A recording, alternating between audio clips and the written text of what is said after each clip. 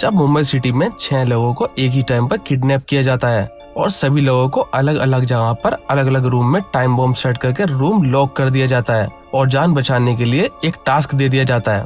Let's see first mystery, choose the right code. Mister Nick जब नींद से जागता है खुद को एक रूम में लॉक पाता है। जब एक फोन कॉल आती है, कॉल पर वो बताता है choose the right get and right code. उसके सामने 2 डोर होते हैं, दोनों डोर पर उनके कोड कंट्रोलर भी लगे होते हैं। वहीं पर एक पेपर भी पड़ा होता है जिस पर कुछ कोड्स लिखे हुए होते हैं। शायद ये कोड्स इस लॉक को अनलॉक करने में यूज हो सकते हैं, लेकिन प्रॉब्लम ये भी है इन दोनों डोर में से एक डोर ही सही है जो बाहर का रास्ता दिखा सकता है। लेकिन ये कैसे डिकोड करें, कौन सा कोड यूज होगा और कौन से गेट पर यूज होगा? सारे क्लू देखिए और जल्दी से फिगर आउट कीजिए।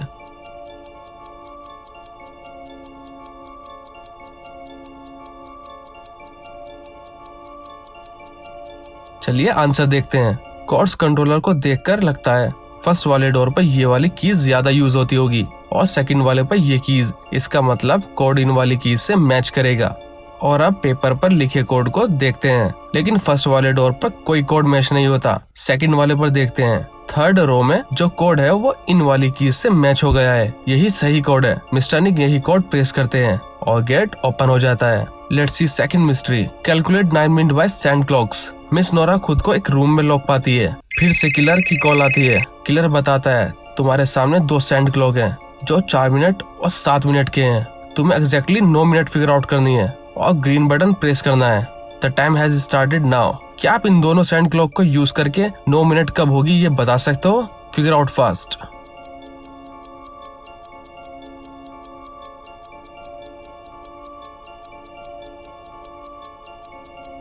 चलिए आंसर देखते हैं। पहले दोनों सैंड क्लॉक का टाइम एक साथ स्टार्ट करते हैं। ऑब्वियसली 4 मिनट वाला पहला पूरा हो जाएगा। देन मिस नोरा 4 मिनट वाले को फिर से रिवर्स कर देती है। मतलब अभी 7 मिनट वाले सैंड में 3 मिनट बाकी है। और जब 7 मिनट वाला सैंड भी पूरा हो जाता है तो गाइस 4 मिनट वाले में 1 मिनट बाकी है, लेकिन 7 मिनट वाले को फिर से रिवर्स करना होगा। 4 मिनट वाले में 1 मिनट बची थी, वो भी पूरी हो गई है। और 7 मिनट वाले में भी अब 1 मिनट हो गई है।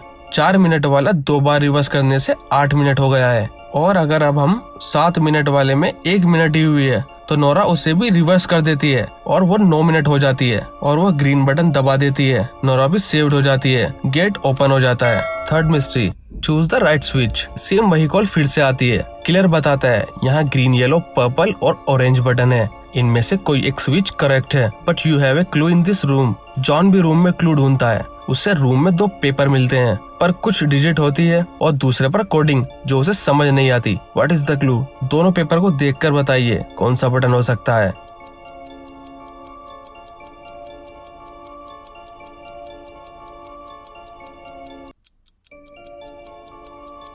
चलिए आंसर देखते हैं। कोड को अरेंज में लगाकर क्लियरली समझ आ जाता है पर्पल बटन ही राइट स्विच है। सेकंड पेपर कंफ्यूज करने के लिए है और वो पर्पल बटन प्रेस करता है और डोर ओपन हो जाता है। फोर्थ मिस्ट्री, ए शार्प माइंड किलर। बाकी बचे 3 लोग इस वाले रूम में होते हैं। किलर गन पॉइंट पर उनके सामने एक टास्क रखता है। वो तीनों लोगों को 2-2 टैबलेट देता है। एक टैबलेट में पॉइजन होता है और दूसरी टैबलेट में हेल्थ होती है। एक टैबलेट किलर को खानी है और दूसरी एक पर्सन को। फर्स्ट चॉइस वो सामने वाले को देता है। एक एक करके सभी लोग एक टैबलेट खा लेते हैं, लेकिन सभी लोग मर जाते हैं और किलर नहीं मरता। How is that possible? Killer इतना कॉन्फिडेंट कैसे था? Can you guess what is the mystery?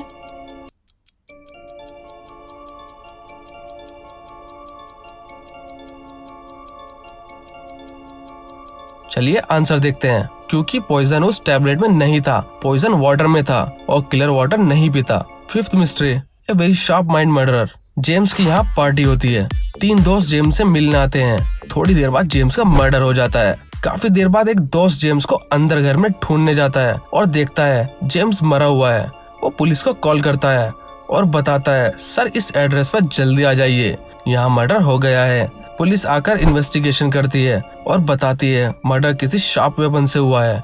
क्या कोई कुछ जानता है? पुलिस देखती है जेम्स की शर्ट भी थोड़ी गीली होती है। पुलिस बॉडी को पोस्टमार्टम के लिए भेज देती है। उन तीनों के अलावा घर में बस जेम्स होता है।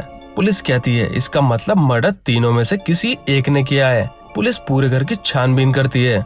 वहीं पर कुछ सामान रखे होते हैं जो तीनों दोस्त अपने साथ लाए थे। एक लैपटॉप बैग और एक बुक और एक थर्माकोल बॉक्स।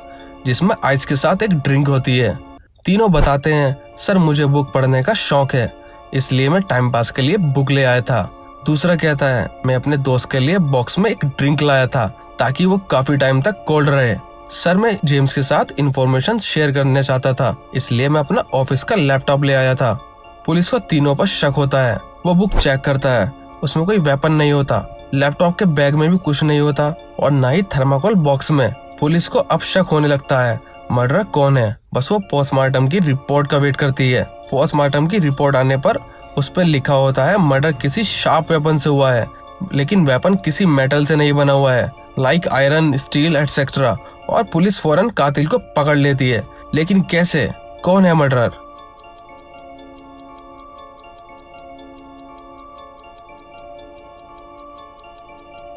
मर्डरर ये है जो थर्माकोल बॉक्स में ड्रिंक लाया था। उसके बॉक्स में एक वेपन की शेप में बना हुआ एक हार्ड आइस का टुकड़ा था, जिससे जेम्स का मर्डर हुआ।